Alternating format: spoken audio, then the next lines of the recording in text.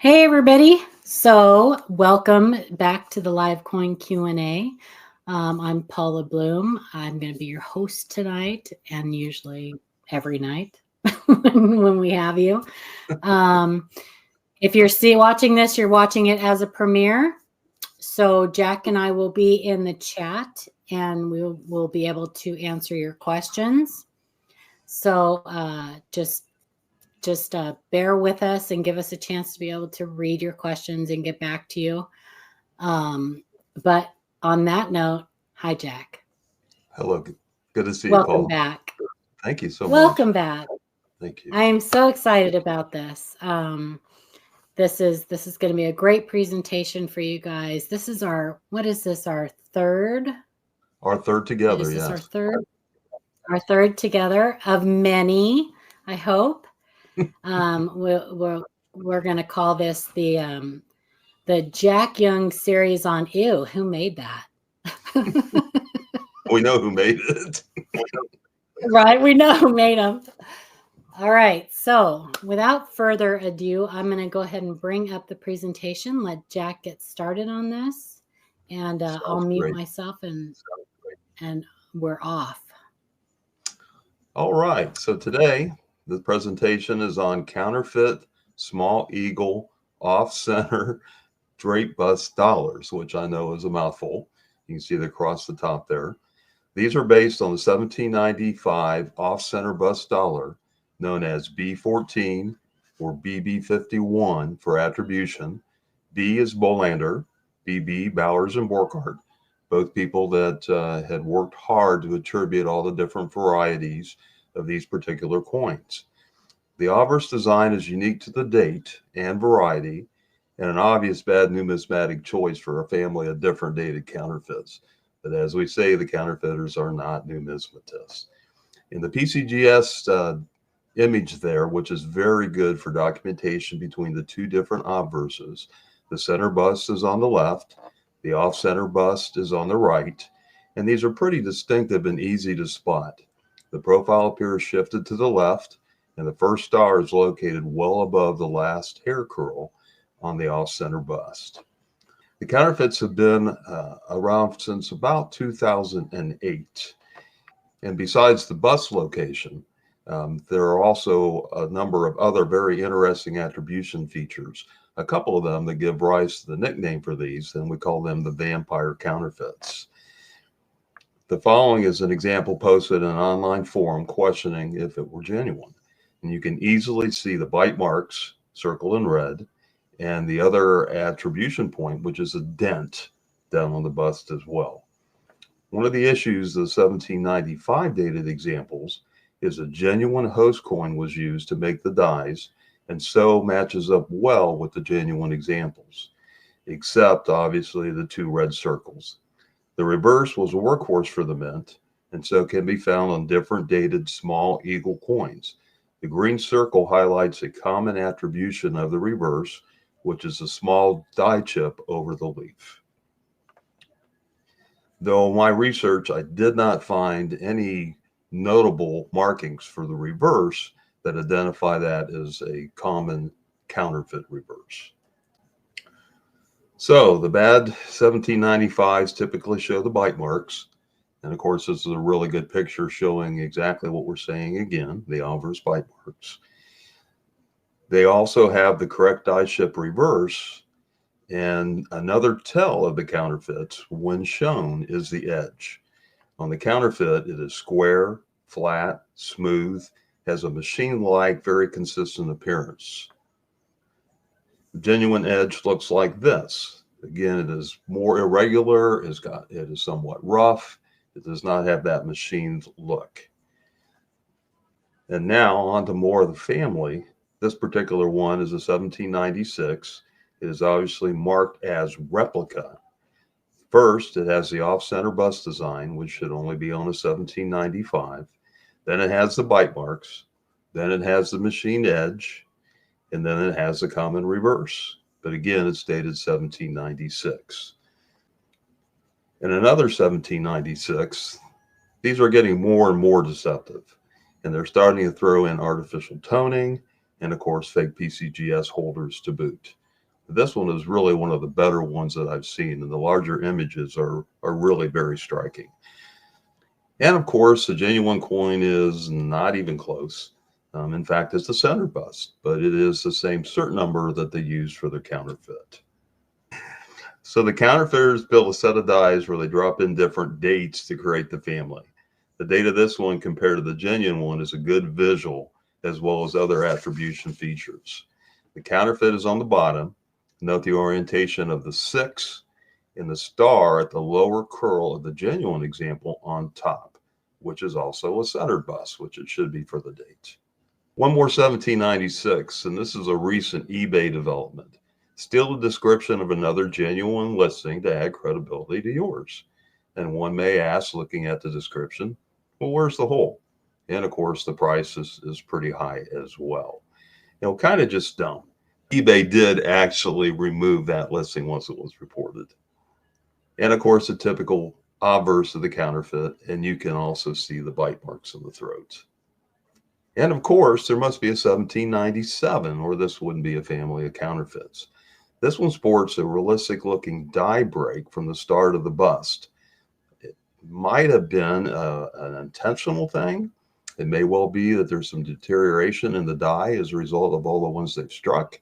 Really not sure, but this is the only one I've seen like this, and I've looked at a lot. Just a very unique looking piece. And the next will go to the next family member, the 1798. I show it in comparison to the 1795 vampire. And you can see faintly that they both have the same vampire bite marks. They're both off-center bust, and obviously the 1798 cannot be. So you might ask, how bad can this get? Well, our CN friends seem to know no limits. How about a reeded edge version? And I think Paula has even seen a plain edge version in one of our Facebook posts, and I've not seen a plain edge one yet. So here's another listing. This is the one with the reeded edge, 22 sold. And where do you think these go after they've been sold? Well, maybe to the next place. And another listing. This one calls this a commemorative and says it's sterling. Yeah, probably not. These will end up for resale as genuine on eBay, Facebook, a lot of different venues. And that's one of the issues with many of these, and why eBay has a policy that even replicas are not technically allowed to be sold on their site. If they have any sense at all, then they will not show edge views when they go to relist them as genuine, because again, that's another really great tell, and sometimes the one that I use to identify that the coin is in fact fake. This one had 2 watching. I'm not really sure what they were watching, but yes, they were. Both the listings were removed by eBay for their stated policy for counterfeits and replicas. But as we have talked before, it's like whack-a-mole. You get one listing removed, another one comes up. You have one seller with a name, he changes his name. It just goes on and on and on. I've actually purchased one of these from a Chinese seller who used a genuine image of someone else's listing, and just to see what I might get. And in the process of actually buying it and it being shipped, somebody whacked him and he's gone completely, and so is the listing. So I never did actually see the coin. I did get reimbursed for it though. And yeah, it can actually get worse. I mean, we talk about the PCGS holders, and we've gone through and we've done some videos to identify what's the best way to identify those as being bad. But some of these are just like made up. I mean, I've never heard of ICCS. And the humorous part about it is they've actually identified the off-center counterfeit as a centered bust, which, obviously anyone looking at this presentation is going to see that it is not. And then, of course, the dreaded NGC MS68s. They started on Morgan's, and now they decided the early vampires would look good in that holder as well. So, and again, look at the prices: $4,200 for the one. Yeah, even the really bad one, just under $1,000. Go to the next one, and they both have the common bite marks. Again, they don't eliminate the marks. There are still other things, obviously, they're going to be wrong if you see different dated ones. But again, it's one of our best go-tos for $17.95 because, again, that was the source coin that was used for these fakes. And what about Facebook? Well, we talk about Facebook and we see Facebook, and then I say that we see things like this at least weekly. I mean, there was one week where I was seeing them daily. I know Paula was as well.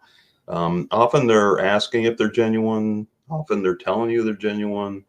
There was a story that one was found under the factory floor where they made Model Ts. I don't really think so. And more often, folks like me are blamed because it's always Grandpa's fault. It was in his collection, and that's where we found it. But this is just kind of a snippet of all the ones we've done. And, and many times, many of us will actually go in and try to make informed comments, and typically they're not received very well. So I kind of just blow by them. I take pictures of things like this just so I can show them to other folks as part of an education type thing. What have I got next? And then a final thought while I was working on this presentation, another 1797 came up. And I said, how unfortunate. It's already got 13 bids. It's climbed up to $255. You can see even from the small image that it has the bite marks. And of course, you can tell it's an off-center bust. So nothing right about that. I did report it through, there's a new eBay reporting process.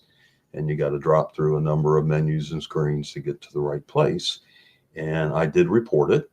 And in fact, I've reported 4 other listings within that same day, I think.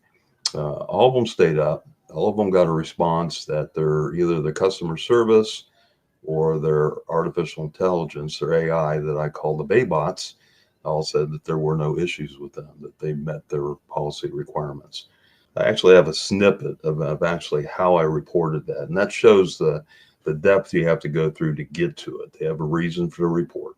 They got a detailed reason. It gets down to where then they give you an opportunity to provide more information. And you might say, well, Jack, why would you do that? But I thought I'd give this the full gambit and just see where it went. So I went in and explained that, 1795 is the only year for the off-center bust. Anything else is counterfeit, including this one. And included an image that just showed the difference between the two. And of course, their so-called customer service agent said there was no violation to the policy. I kind of refer to them as their secret agents because nobody knows who they are. They just show up. So I've said, good luck on eBay. As I previously stated in other presentations and articles, one of the best ways to protect yourself from this type of fake is to learn the series yourself, become your own expert. I would not collect anything that I didn't at least have some knowledge of before I even started. I don't know how you could even buy something if you didn't. Buy the reference books, join a discussion group. There are so many good Facebook groups out there. I'm not going to tout any particular ones like Coin Q&A or anything like that, but there are some really good ones out there. And, there are other experts out there that, take the time, don't be embarrassed, and ask other people for their impressions and their opinions on that, especially if you're going to be spending some money. I just note we ourselves are the first line of defense for these scams, and it really is incumbent on us. How great was that? Jack, thank you so much for coming and sharing this information with us. We are so lucky that you have chosen us to share all of this with and make these videos. And I just can't thank you enough. What Jack does to help protect us in this hobby is unbelievable. The countless hours he spends researching coins, finding host coins, matching die markers. I cannot imagine how much time he spends doing this, not to mention the coin shows that he attends and everything else that he does, that he's involved with as far as counterfeits. We're just really lucky in this hobby to have him. It's so important to stay educated and stay on top of these things. I told Jack, it's the more we do this kind of stuff, it's kind of, Jack talks about it being a double-edged sword, because the more information that we put out there, the more these counterfeiters see, and they are starting to kind of pick up on little things. The last time we did the Morgan counterfeit presentation. Almost immediately after the presentation, Jack found one with the same serial number, and it didn't have Morgan on the slab. So somebody caught on to that.